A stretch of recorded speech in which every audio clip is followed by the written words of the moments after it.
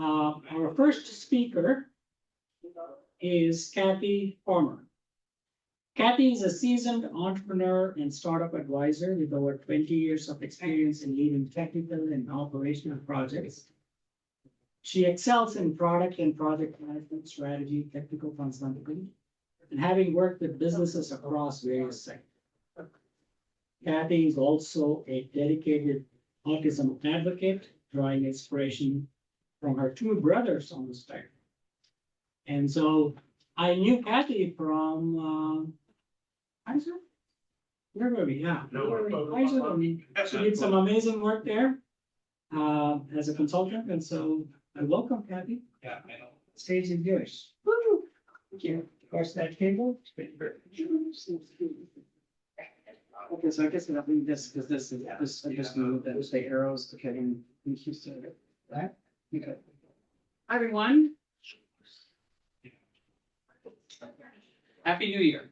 Happy New Year. Thank you.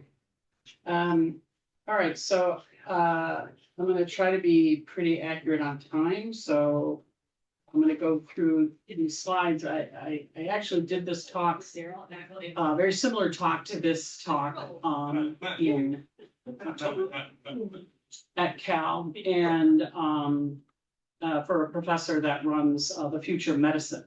So there's sort of a future of medicine thinking here, and you'll get the spirit of what I'm trying to share today. Okay, so we're going to talk about past, present, and future autism innovation from an investor caregiver's perspective. So we're going to talk a little bit about autism prevalence, some of the history and treatment of autism, some of the medical conditions associated with autism, current treatments and innovations, pending and trending treatments, future innovation for medicine and autism treatments, and what the community needs and investment interest. And there's a lot of stuff in a lot of these topics, so I'm going to go kind of fast. And go ahead. Is there trouble? It's mine. I don't know if it's yours. It's not mine. It's yours. Okay. So that's me. Not going to say much. Yuli gave a great update. So I grew up with autism. My brother was the very first person at the Cleveland Clinic diagnosed with autism in the late 60s. The doctor said to my mother, how can you live with this wild animal? And my mother said, well, I have other kids at home. Michael was the fourth. I was the third. I used to tease that I left autism dust in the womb for my mother because the two following siblings were on the spectrum. Michael has made our whole family a better family. He is just an amazing person. I have two children, two sons in their 30s, and they're both ADHD. And I'm 99.9% sure my grandfather was autistic. It was an autism diagnosis back when he was born in the 1890s. Okay, so we don't need to talk about autism or neurodiversity. I presume everyone understands that and knows that because they wouldn't be here if they didn't.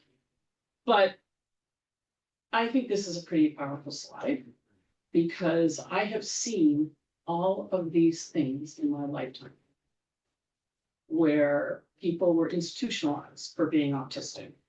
People were lobotomized for being autistic. There was electric convulsion shock therapy when my parents were looking to place my brother into a home or to a school or a clinic for help because he was having a lot of issues. He has profound autism, my brother Michael. The things they saw made them run out of these places. And then the negative reinforcement. I literally grew up with some researchers in our home in northern Illinois at the time, where we had a timeout closet. And I had to go through some stuff that was really awful as a teenager, putting my brother in that timeout with no windows. And it was pretty awful. It was part of a research thing. That this is when, in the 70s, people thought negative reinforcement was a way to improve behavior issues with autism. Chains, straitjackets, constraints, these things, cages. I literally saw cages where people were put in whips. I've seen people whipped before when I volunteered at a school for the mentally retarded, when everyone was lumped together And then lots of dietary restrictions when their natural interest of eating certain types of food, like all of us, wasn't allowed. So pretty ugly stuff back in the day. If I was, 25 years older, this list would have been even worse. So the rate of autism has changed quite a bit. When my brother was diagnosed, it was 1 in 10,000. But of course, the spectrum was very different back then. And then if you can see by these numbers, it has grown. And now in the state of California, it's roughly 1 in 26. I think I was talking to someone at Eden Autism when my brother is in New Jersey. I think in New Jersey, it's 1 in 22 because when the gambling, a friend of mine back there is from Jersey. When the Gambling Act passed in the 80s, money went to special ed and to senior activities for elders. And a lot of people from the tri-state area moved from Pennsylvania, New York, Connecticut to New Jersey for the better special ed. So that made the prevalence more, which I kind of think messed up their state funding because they presumed it would be a flat and it wasn't. Anyway, really interesting to see how much the diagnosis of it has increased. And this number, I heard, I'm very active at Dr. Lawrence Fung's Stanford Neurodiversity Project and Program, and I'm on the organizing committee for his annual summit. Is somebody going to admit that person? She's a friend of mine. It's all on you, Cathy. Could have done that, but I think it's appropriate. So 53% of Gen Z identify as being neurodiverse. That is amazing. Think about that for just a minute. Now, obviously, that's a lot of self-diagnosis, but it just says that the world has to have solutions to help people who think differently because half of the population is now identifying as this. So that is a really important statistic. And I just want everyone to really think about that when you think about investment and when you think about innovation. So these are a lot of the things that are associated with autism. A lot of people are ADHD and autistic, and a lot of these different types of conditions are associated with autism. These are additional medical conditions, and some of you in the room have created solutions to help with many of these problems. And I can tell you that my brother has dealt with most of these conditions, my brother Michael, not all. So everyone has, just like we neurotypicals, we all have a different mix, but these are important things to know. The physical, not just the mental, which I had on the previous slide, the physical health issues related to autism.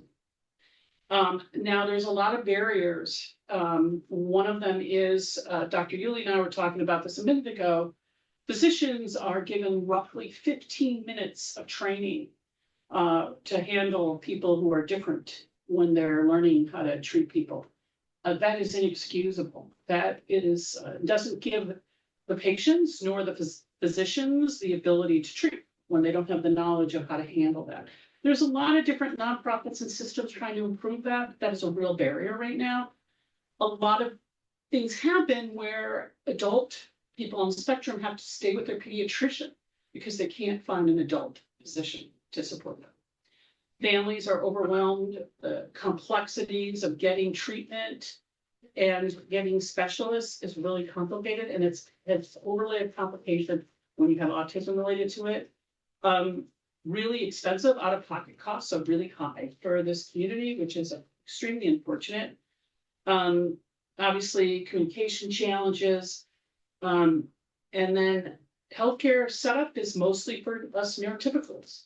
So it's overwhelming amount of light in hospitals and noise and smells, and it's hard for us, let alone someone who has oversensitivity. And then the delays in diagnosis make everything more challenging because there's been so much time spent thinking you're one thing and then finding later, and then, oh gosh, that would have explained this and that, and peace of mind. So the late delays in diagnosis cause lots of issues. So here are some more challenges around with medicine for people on the spectrum. Executive functioning for everybody who's on the spectrum. A lot of parents who are neurodiverse have neurodiverse children. I don't know exactly what that ratio is, but it is quite a few. I talk to a lot of parents and then they who happen to be neurodiverse and they say, oh, I happen to have 2 of my 3 children are, I mean, it's fascinating. And then there's a lot of trauma that people have from negative experiences with healthcare. I mean, from straitjackets for going to the dentist to, the doctor's never looking at the patient. They only look at the caregiver and they give no limited respect to the person who is on the spectrum if they're uncomfortable with that behavior that they're showing in the clinic or in the appointment. There are proven genetics associated with autism genes, right? Very recently, if you've seen, there's an article in the New York Times, there was an article that Amaro Bio had some new interesting things that are more linkage to biology. But autism is such a crazy wide spectrum that it's just going to be a sliver.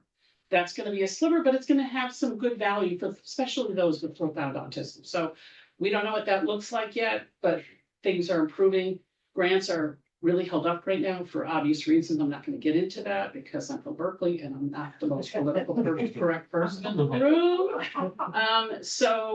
But the lot of intersectionalities with lots of different things, comorbidities, gender identification, people who are neurodiverse have a much higher ratio of the gender differences than neurotypicals. It's twice as much, so that's really interesting. One of my neurodiverse sons is gay. He's wonderful. He's a wonderful partner. I'm really happy for him. And it's just the way it is. So it's important to recognize and be supportive of that dynamic. And there's a lot of trauma that has happened in this community, particularly those who are who need a speaking device. So they have a much higher rate. Look at that number of sexual abuse. There's a much higher percentage of people who are juveniles who are in prison, especially with dyslexia. And then the underdiagnosed or undiagnosed people who have a lot of trauma about you're not working hard enough and all this. So these are all things that are challenges. And then there's even more. These are so just so you know, I had, for the Cal talk I did, which was a bigger version of this, I interviewed 4 doctors and I'll show them at the end who are prominent in the autism space. So a lot of this particular slide is around the barriers with autism medicine from those physicians' perspective. So I loved this. I love this point here around non-speaking does not equal non-thinking. I can't tell you how many non-speaking autistic people who I know who are brilliant and extraordinary, who help educate me time and time again to be a better advocate. And I just don't think the population knows that. And if it's hidden intelligence. And so that's something that is really important to think about. Right. Patients have particular preferences on how to communicate. And some prefer to use the device, some prefer to have it written. It's just a dynamic of every individual. It's an overlay of more complex communication in the autism community than it is for us neurotypical. So it's something to think about. Patients should be asking for consent, physicians should be asking and nurses for consent before touching, because there's a lot of sensitivity around neurodiverse and touching. So that's really important. And then one of the other big challenges around medicine for autism is all the decentralized solutions. We've talked about that before we joined around how the issue is there's not a lot of coordination with solutions in the community. So Michael is my road of motivation. And I was telling people a couple minutes before I walked in here, I had 4 wonderful things happen in 2025. One of them was taking Michael after I promised him in 2000 to go to Ireland, and we couldn't because of COVID. I took him to Ireland this summer in July for 12 days. He was extraordinary. He got his Guinness, as you can see in that one picture. He heard live music. He got to go on a boat with a bathroom, which was on his list. He went to church. He got to do all the things he wanted to do. And it fed my soul to give him this wonderful trip that he deserved. And it was just, he makes the world a better place. I mean, just see he's a pretty joyous kind of guy. Okay, so there's a lot of current treatments going on for autism. Um, there's even some more, I just saw in an article in the last week that this image that was from Stanford, there's a new image with even more powerful delineation of a child with autism and the spikes that come out of the brain that are so different than a neurotypical. So it's interesting, it's the reverse, but it's a different angle of a scan of the brain. So pathology is still the predominant method for treatment. And the pediatric treatment, as you can see there, is mostly focused on behaviors and not looking at some underlying issues of an individual. And the medications are just covering up the symptoms and not looking at the issues. We said before around the education and the child trying to challenge going to adult med because there's not enough physicians who are treating adult med autistic people. Positive reinforcement, as you saw earlier in my presentation, thank God negative reinforcement is gone. At least it's gone on the surface because it's a real bad thing. Self-injury, restraints are still used when people are out of control, having a meltdown. The coordination of care with education is a real issue. It's inconsistent. This is something that Stanford and the neurodiversity program there is trying to work through. Communication, we talked about non-speakers. AAC devices are progressing better, but it's still a challenge. And there were some non-speaking people who were going to the state of California to do a talk, to present, to show what are self-advocates, and they had AAC devices and they weren't allowed to bring them in through the security. I mean, seriously, just an example. And then the typical therapies that go on. So here's a list of some of the pending and trending treatments that are going on. There is a perspective that there's no linkage to biology, but as I said earlier, there recently in the last few weeks, there's been a lot of connection to biology. That's a good thing just for us. And again, I think it's just a sliver of autism because autism has so many different perspectives. So here's a sampling of the medications that are pending and trending. Oxytocin, CBD, Wellbutrin, anti-inflammatory, GLP-1, antipsychotics. And then electric treatment, there's some new research coming out that a physician who I interviewed for this, who's my brother's doctor, talks about there's some really good deep transcranial magnetic stim can really help people who have particularly profound autism, and it can be much, much helpful. So there's a list of some other ones. The vagus nerve stimulation, like the placebo can help as well.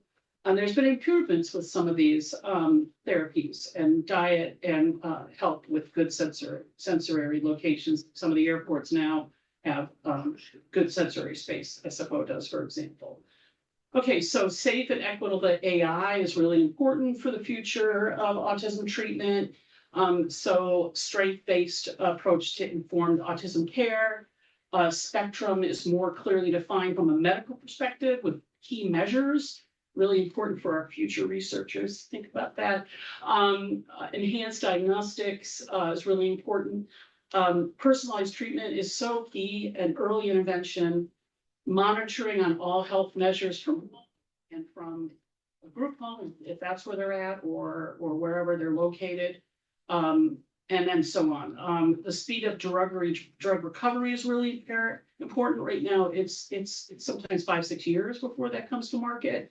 And lots of good things we're going to see in the next 10 years with AI if we do it smart and we do it appropriately and we do it ethically. This bottom piece is really important to me. I really think it's important that we as a community work together around some of the learnings. We have if we have AI models that are for people on the spectrum, like there's a voice model that a startup that I invest in is working on, and that can be available for share. I think that can be a really great thing in the community because we don't share enough, we don't coordinate our efforts enough in this community. The future of innovation for autism research is manyfold. People who are on the spectrum have a life expectancy range of 39 to 75. That can increase to closer to the neurotypical. It's lower for those who have profound autism. It's something that we can target, looking at why and how, what are the causes of death, what can we do for prevention, more so for people And then really good care for everyone, not just of those who have money to pay for some of this. Like I said, a lot of it's out of pocket. But, you know, you can read that on your own, but because I'm sensitive to time. Physiology, biology model, again, pursuing its medicine, I alluded to that earlier, around the neuroendocrine immune function and thinking about gastro issues, which is a real issue with people on the spectrum. And AAC devices available for everyone who needs it for speech. This is something that's a real problem because there's a cost model and not everyone gets one who is non-speaking, and that is a real challenge. Again, one of the physicians I interviewed here is into this ecstasy research, which is really interesting because I've talked to some people who've taken very low doses of it, and it does have an aha moment and can do some really interesting things. And then home volunteers, this is something where, you know, this is something I mentioned back in July when I came here. I just think there's a lot of opportunity for people who want to help these individuals and having a creative model like Doctors Without Borders for people who want to help people on the spectrum.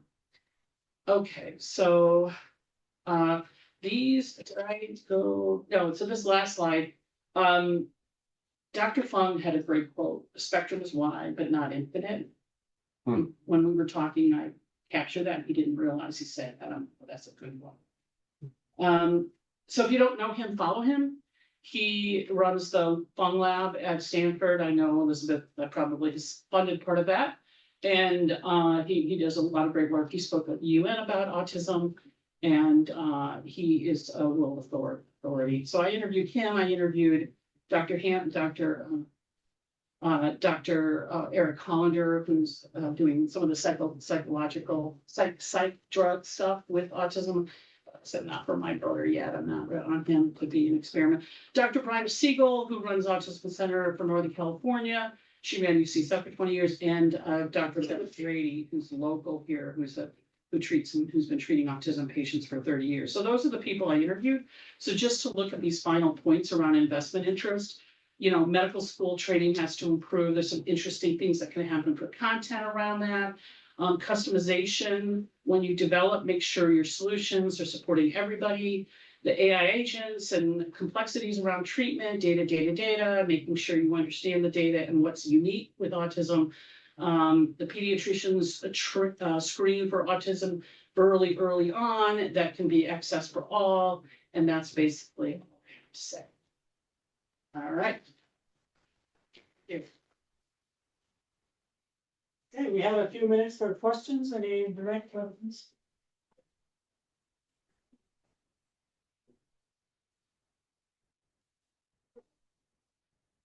Any questions for Catherine Ann? Yes. Well, first, there's a lot. Yeah, There's a lot there. Just fascinating, you know, your overview, very, very insightful and helpful. One simple question is, will we be getting all the slides that are presented today?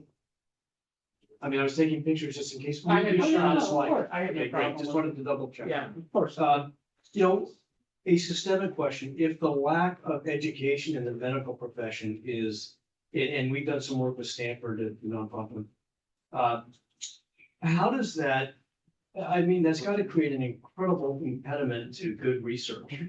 And Yeah. is this driving people to basically volunteer for research that wouldn't have the same sort of rigor and support that maybe some other scientific research is taking place? And just with your experience, what do you see there, Catherine? So I'm not an expert, I'm an advocate. Yeah. So I happen to sit on, my dad was one of the founders of the Organization for Autism Research out of DC. And they do more functional research instead of bioresearch.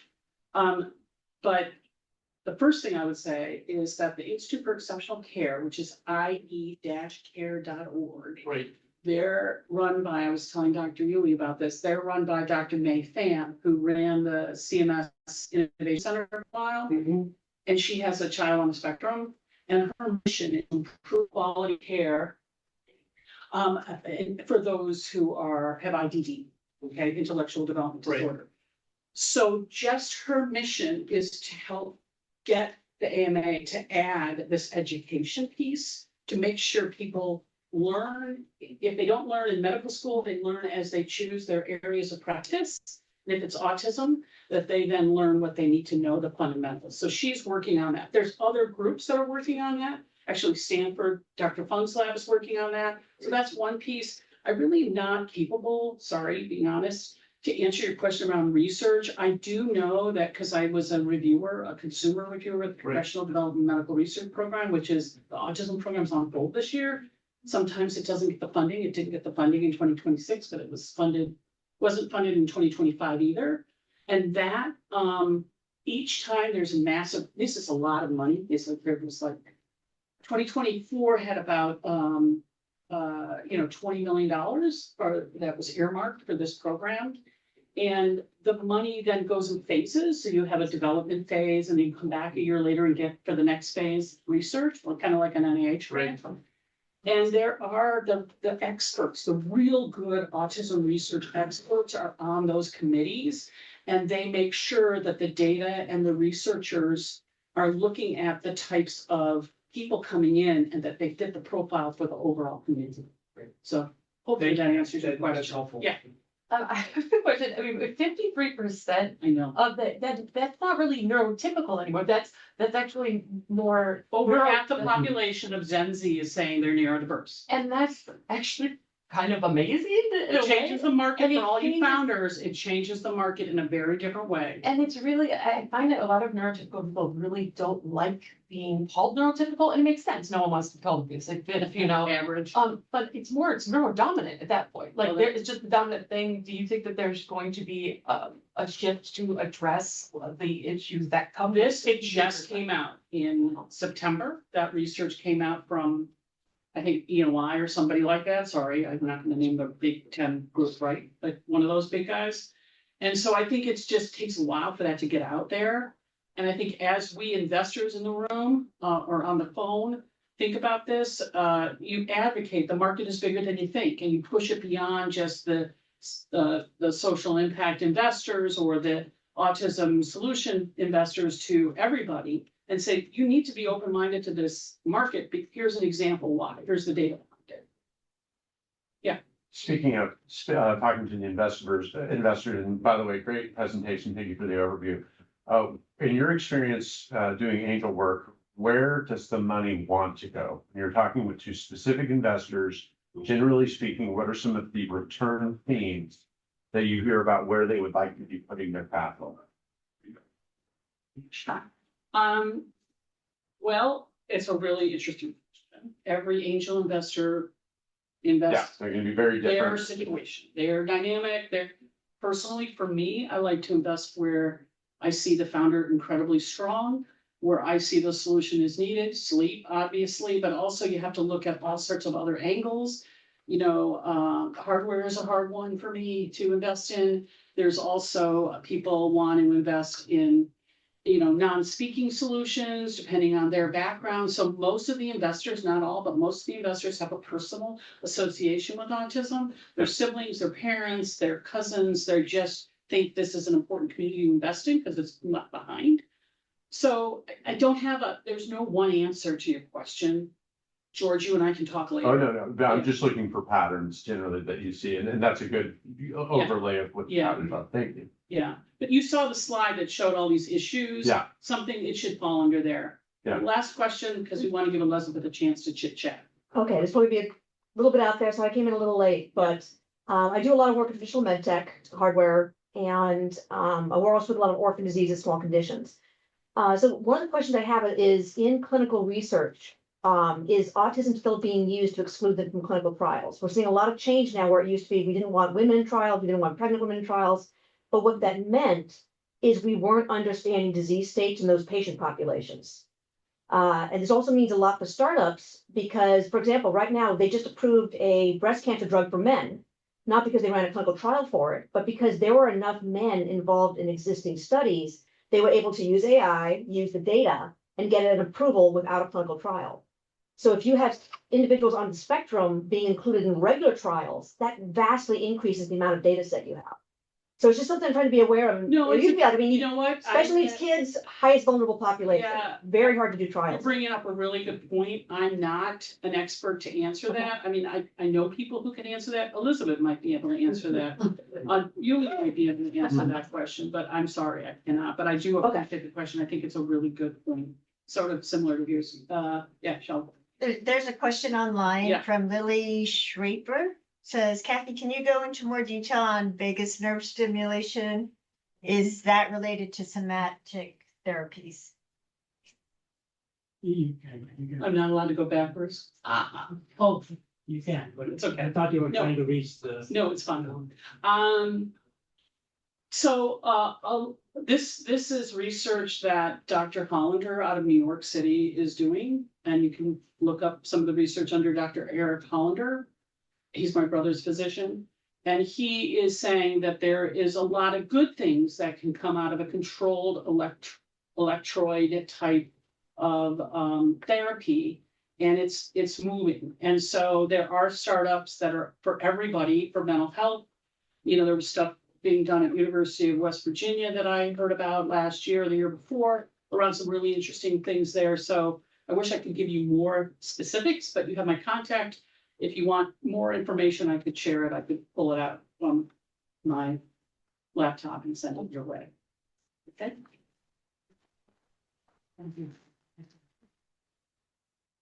No, that was great. Thank you very much, Kathy.